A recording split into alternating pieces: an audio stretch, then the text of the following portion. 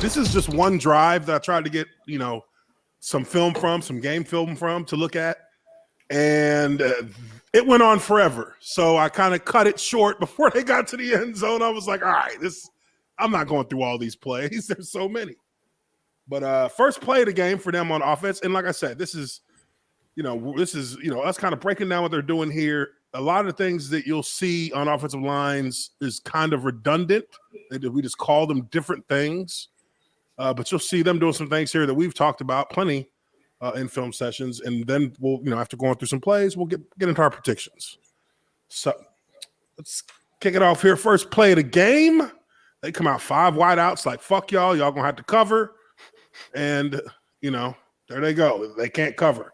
Yeah, they're starting third string DBs and corners though. Like the Giants are banged up secondary. I mean, that is a running back though. You should be able to cover him. I don't know that, and don't nobody care. Oh, they're undermanned for sure on defense, and it's gonna be like this probably against Washington too. No Xavier McKinney. No doubt. They're definitely no Dexter Lawrence, no Leonard Williams. Like the guys that make everything go are not out there. So okay. Yeah, so they're missing all of the catalysts that they need. The run stoppers in the middle that can actually do something, they're not there. Look, you see that guy looks like a tight end, number what? On the white dude right there on the end. Yeah. He's about to get bowled the fuck over. Yeah, nobody's even worried about this guy. Yeah. Like, hey, is this guy rushing? Yeah. Don't worry about it. Yeah. You got these will be your D linemen here. And this looks like a scheme thing right here because that's your edge. 4, 5. They're just doing 5-on-5, one-on-one. They need the illusion of blitz. Well, that's the only way they can stop anything is to bring pressure. Bring one more than you can block. And they're going to leave somebody wide open or on single coverage with third string DBs. It's not going to work. Just can't work. This doesn't really seem to be a great idea to not have anything to protect these guys. Right. And they're pressed up, at least on, the weak side of the formation. And single safety high, I think. So it's not even a 2-deep shell. Yeah. So Hurts is ready. Yeah, he's going to have an option because one guy is one step behind anywhere in this field, and they're going to get beat. So I think that's why they do this because they feel like they need to get to him first. Yeah. I only need one guy to get home. I only need one guy to win his one-on-one. Okay, so we look here. These guys. This is a good kick, but this guy drops. He's not even rushing, so you only have really. A 3. I think the other guy's dropping. This is a 3-man rush here. Faking a blitz to get the look, so it's probably a zone coverage. Yeah, this looks like it's going to be. I mean, it looks like probably be a cover 3 because they don't have any backer. There's nobody covering the middle of the field. Yeah, quick slant will get you an easy first down. Oh God, what are y'all running on defense? It's like half man, half zone. Yeah, but let's say there's a little bit of both here. Yeah, it looks like it's a mixed coverage. Lyman's dream, though. Yeah. Oh yeah. This is great. So I feel like Devontae Smith is just his cover man's gonna run into the guy covering into a zone, and he'll be wide open in the middle of the flat. But or not. Well, this is probably looking at the O-line. All this looks good, and this is the difference. I think some people they see how we broke down the Jags film. They look at it, they say, okay, but they're not getting sacks. And what did I say to that as I broke down that film? They may not be giving up sacks, but if your quarterback's good, but the pressure and the leakage in the pocket is might as well be because your quarterback is never throwing from a flat-footed position. The pressure is getting worse. Yes. Now, when you look at this here, I think they got 2 spies on them. I think that's what's going on here. Because they are definitely spies. They're that concerned about him running on his own goal line. For real. Both these guys are spies on the end. That's bogus if they're running 2 spies. No, I mean that's bad game. Empty backfield too. Either way he goes, we got a spy. So you're taking 2 guys out of the defensive coverage just to watch him when he really, the only incentive that would force him to scramble is if you blitz. I guess you want him to just sit back there and pick you apart. Well, I mean, I'm not going to hate on Wink Martindale. Like he knows how to run a defense. Like okay. I think they're going to chuck the slot here on the left, 16, They're going to chuck him with 51, and then he's going to spy on Hurts from there. I mean, but to me, what's the point in that? What's you're the wasting point two defenders. Exactly. You're just wasting these guys to disrupt two routes. Just let them rush. Fine. They're pass rushers. I'd rather them. Yes, do their thing. I'd rather them rush to force him to make a decision, or to force him to make a decision, throwing or running. So if he makes a decision, because guess what he's not going to do? It's going to be rushed. Guess what he's not going to do with a 3-man rush? Scramble. He's not going to scramble. He's going to be patient and wait with these 3 guys. And you don't have enough people in your secondary who are starters that can afford to wait that long. So now I don't have the pass rush, but I also don't have the coverage on the back end. It's like worst of both worlds. Now, white boy, hey, you got to watch out for white boys at the end. Hey, let's love them. Those motherfuckers play harder than everybody on the field combined. Let's watch this now. Yeah, they have a high motor. Highest motor. 68. He has a good initial set. He's thinking that this is his guy here. He has to respect that. So he's setting to it. It's not coming. He turns his eyes back inside. Now, right here, like I be saying, now it's not. It's something that every coach is going to nag on forever and ever. Get your fucking hands up so you're ready to hit him. Because when you do that, because your hands are at your knees and you're reaching at his waist, you're fucked. It's just going to reach. This white boy has unbelievable motor.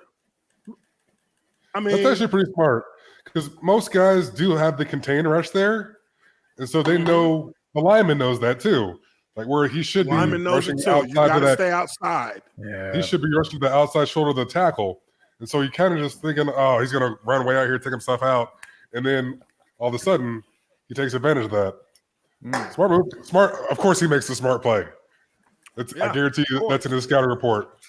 Not the most athletic guy in the world. Unflappable. Great in the phone booth. Good decision maker. Gap. This guy run through a brick wall. Yeah. Plays to the echo of the whistle. Sneaky athleticism. Yeah. Shorter plays arms than most. Plays past the whistle. Not very athletic. Plays through the whistle. Through the whistle. He's got a motor to miss. He's got a motor to fill in for what he doesn't have in athleticism. Just brilliant intangibles. No, another word, deceptively fast. Tenacious player. Always in the right spot. Making the heady play. Cerebral player. Yeah. A pro's pro. Yeah. Guy you would let date your daughter. Brings his lunchbox every game. Yeah, lunch pail player. Lunch pail player. Lunch my pail God. and a hard hat. Blue collar mentality.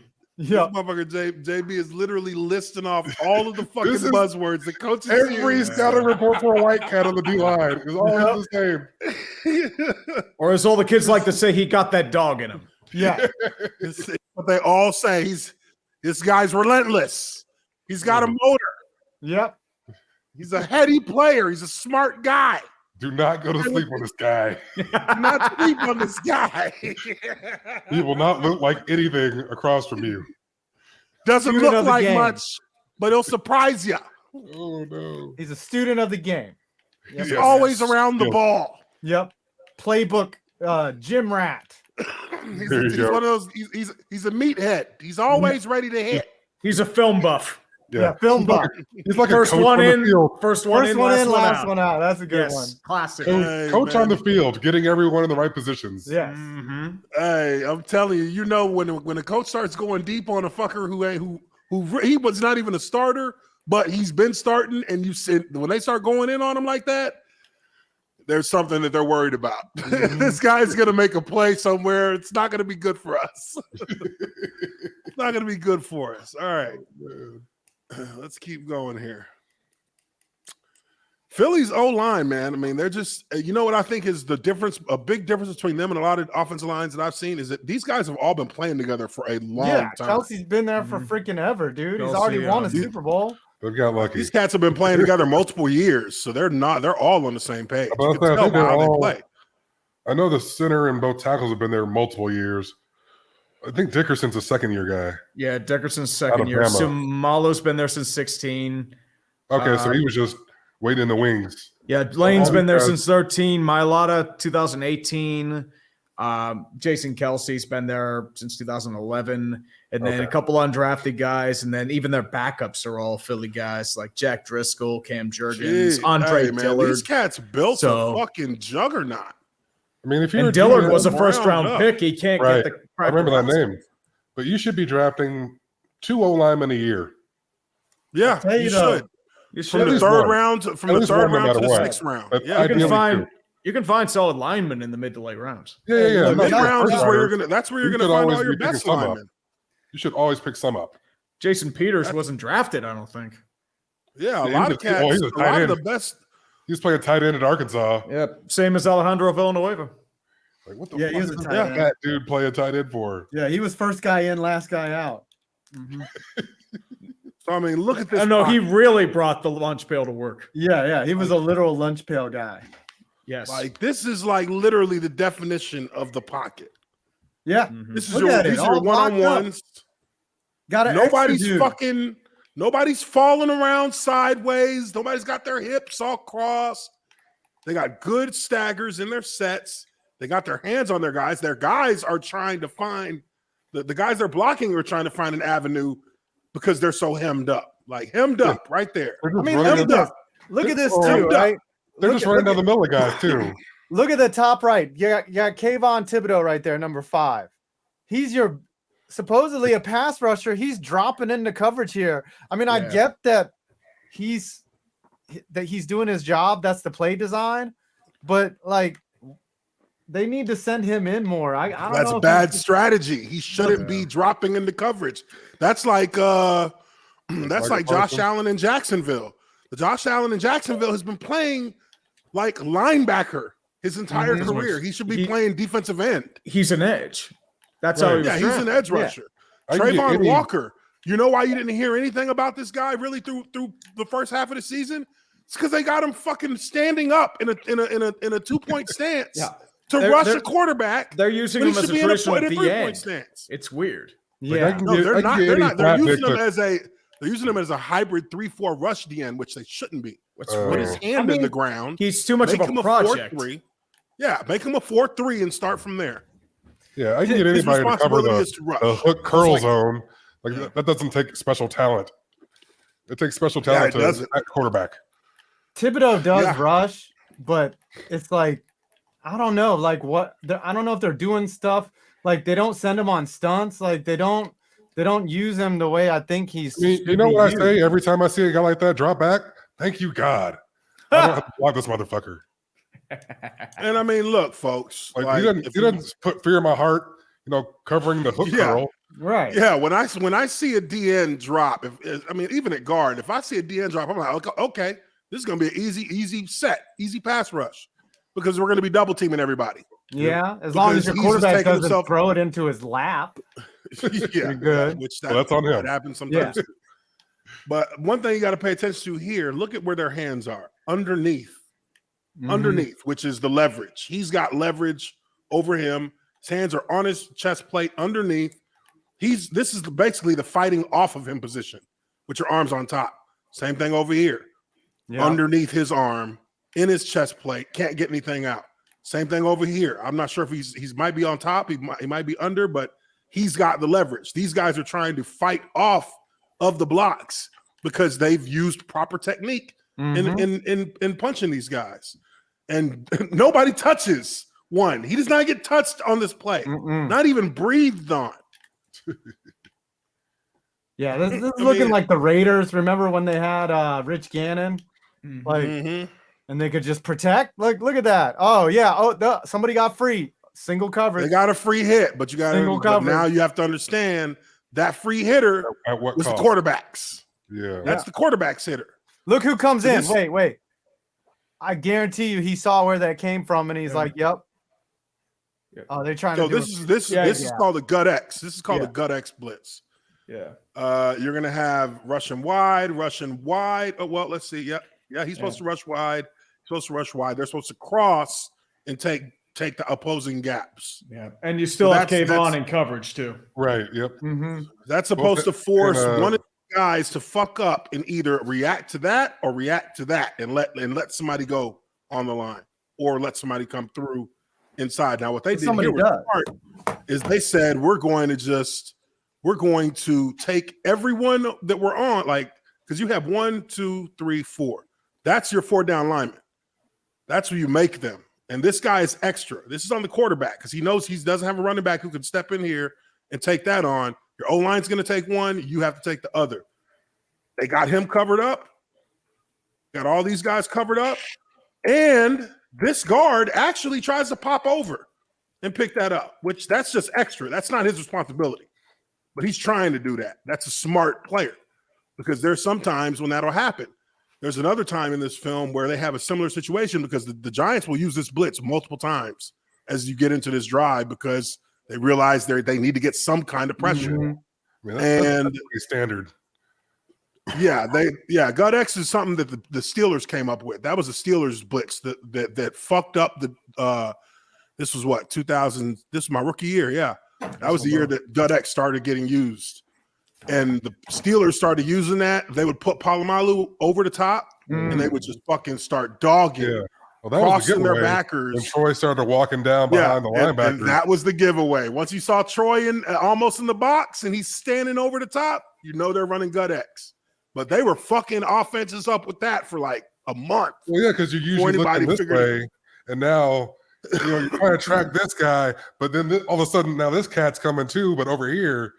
And then the D linemen just rail out. They just rail to the outside. It's all about you're like creating bad eye discipline for the linemen. Exactly. And also the running backs.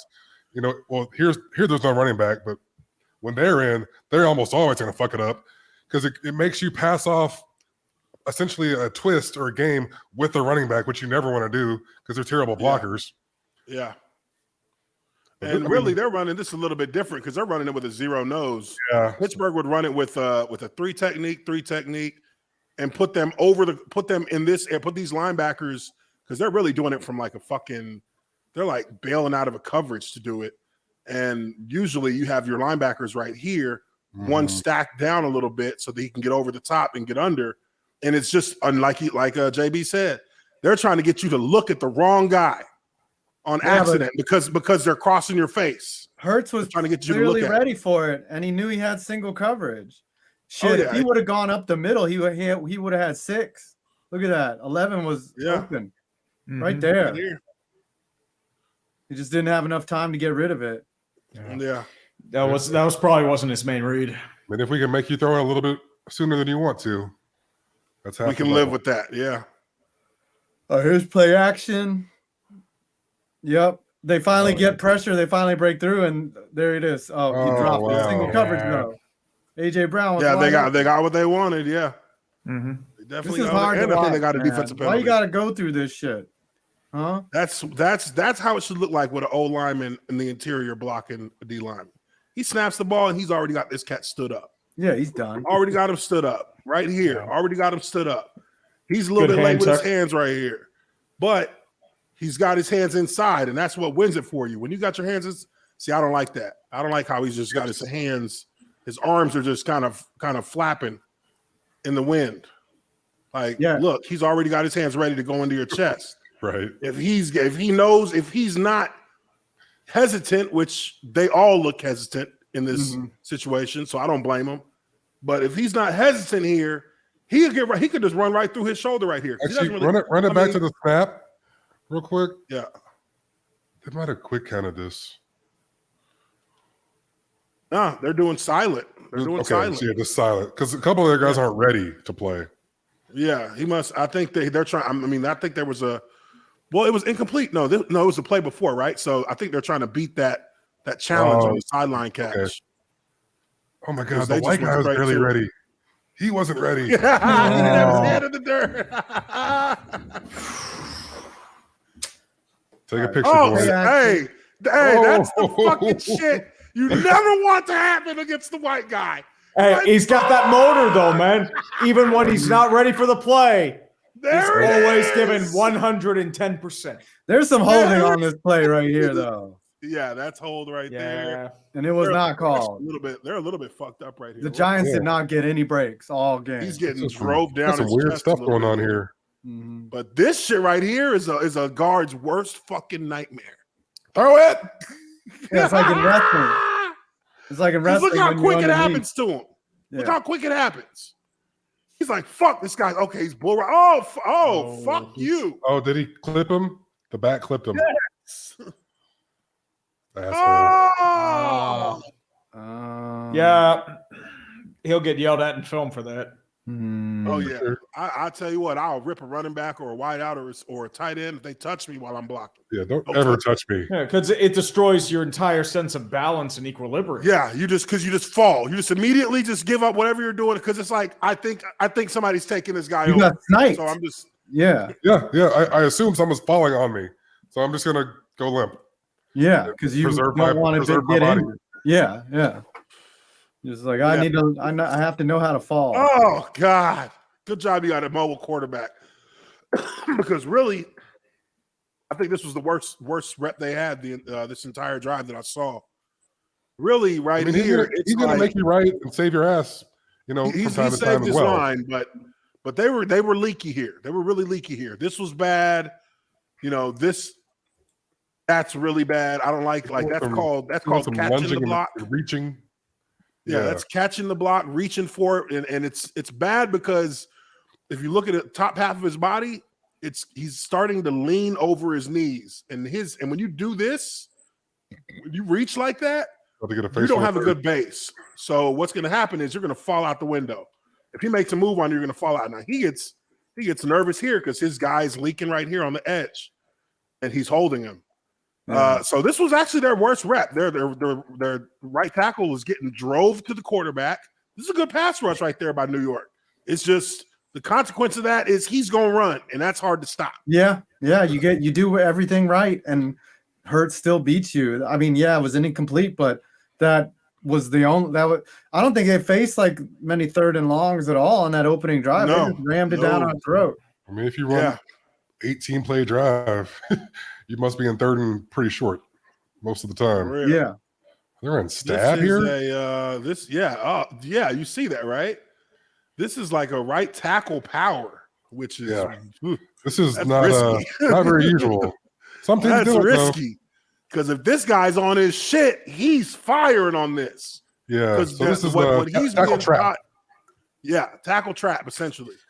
Because what he's being taught is if my lineman goes away, I chase it because he's going to take me to the ball. And he's just, you don't see this often, so he doesn't really. He's got to respect. I think he's trying to read the RPO. That's what he's doing. And he's got to respect Jalen here. That. Ugh.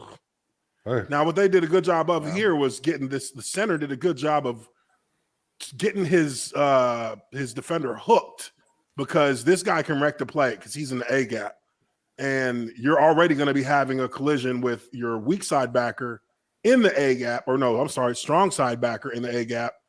That's going to put the running back on this guy. So he should be trying to get up here to get him out of the gap. Okay, it worked. I mean, the block isn't. It should be even here. Yeah. But 69 was looking in the wrong place, but he fixed himself. Oh, was he? Yeah, because there was no other backer to go to. Yeah, because I mean, if this is a tackle trap, he should be having whatever backer has this gap here, which it should be him. That's who he should be taking on. And I mean, I guess right here, what happens? Or I think they trapped the down lineman. Yeah. Okay. Oh, they trapped the fucking influence block him. Defensive tackle. Oh man, this is really good. I like this.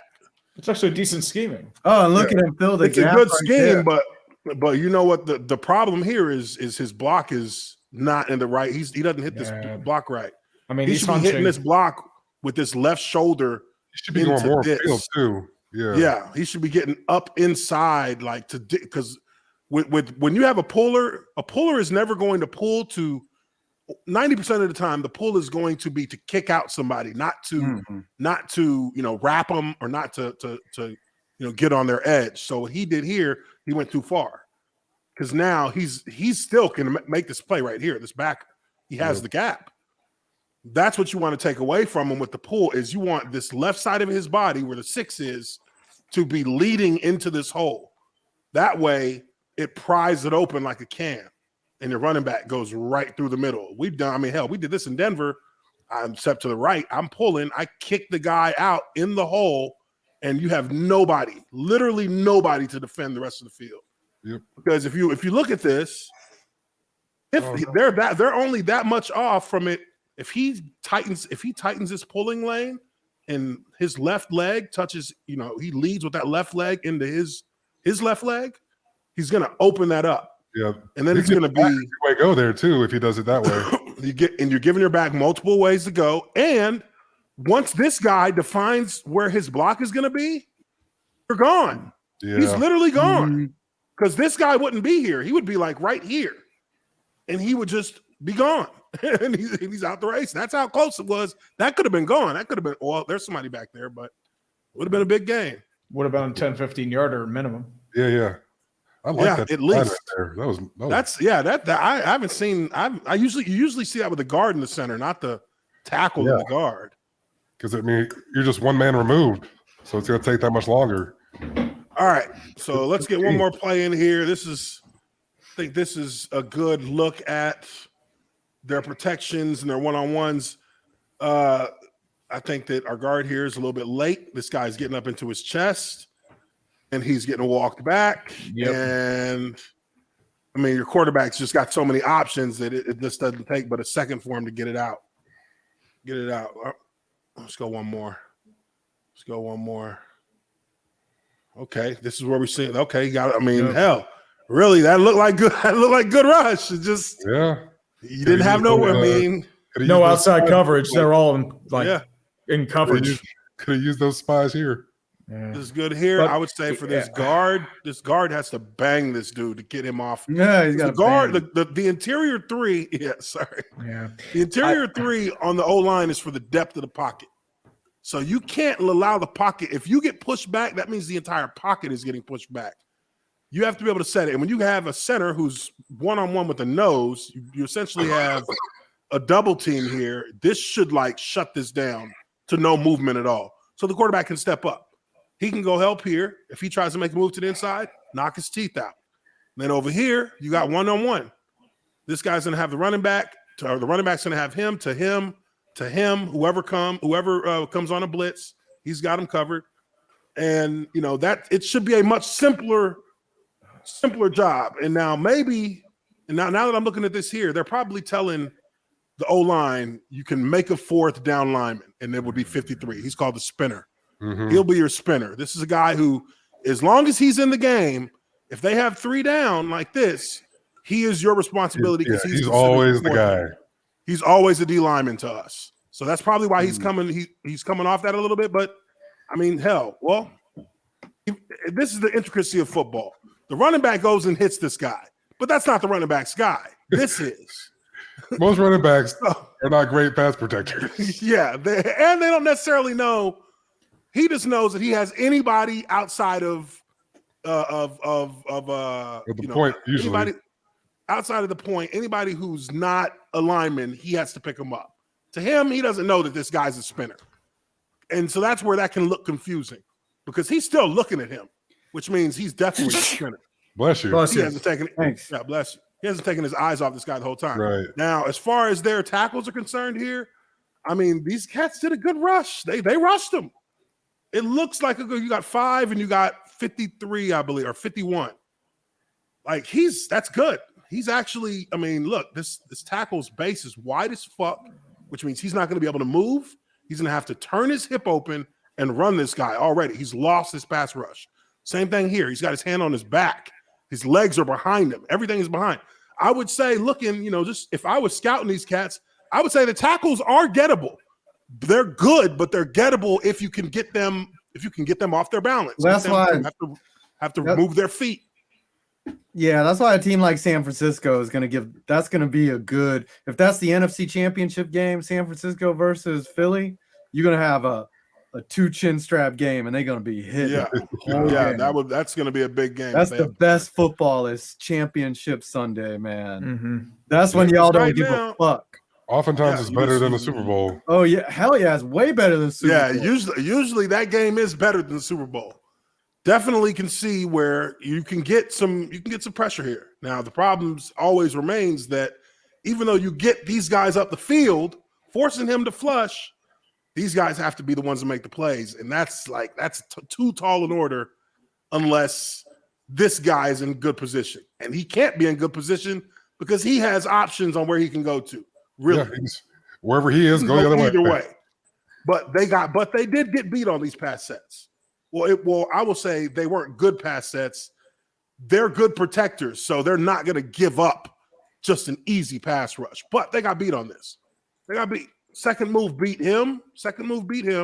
First move, if he follows this up with a spin back, he might be able to make this play. If he does a spin back, let's say right here, if he starts spinning back right there, he might make that sack because that's the only thing he can do because he's committed with both his shoulders to running you up the field. Oh yeah, 68. So you're only nowhere but so back. Yeah. So the only thing you have that's going to give you a chance is a spin back, and then you run underneath this and make the play. Which the team that's going to be able to beat these cats, that's what they're looking at when they see this. We got to have a second move once he commits. Got to have a second move because one move is not going to beat this guy. No. And one move's not going to beat him. He had a bad set, and second move is what beat him. So